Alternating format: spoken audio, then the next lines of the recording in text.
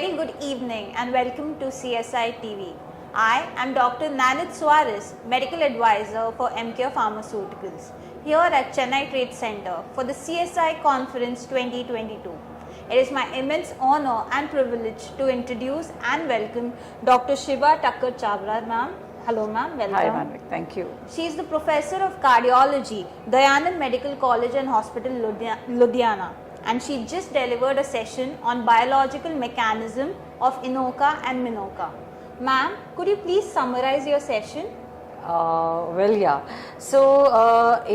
and MINOCA actually mean myocardial infarction and ischemic heart disease respectively in presence of non-obstructive coronary artery disease.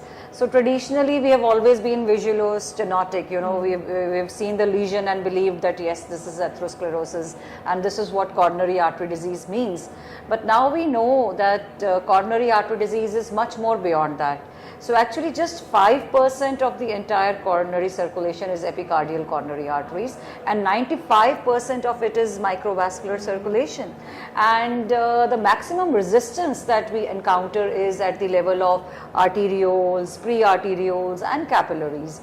And this microvascular resistance and this microvascular circulation has got a very important role to play when we talk of coronary artery disease, which we have been identifying, and it's important to identify because that will change our management strategy of the patients. So when we talk of microvascular disease, it can either be just vasoconstriction or because of some molecular mechanisms, reactive oxygen species, and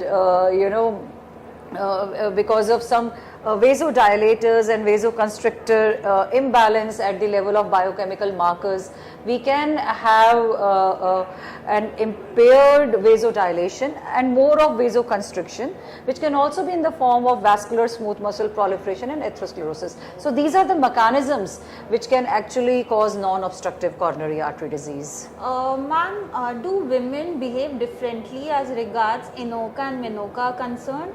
Well, that's indeed a very important question that you asked me, Manvi. So women actually have a tendency of having a higher incidence of INOCA and MINOCA. However, when INOCA and MINOCA occur, so this kind of non-obstructive disease, it can be in presence or in absence of atherosclerosis. Women do have a tendency of having it more, but even when men have it, if they have this thing, a higher microvascular resistance is associated with higher mortality.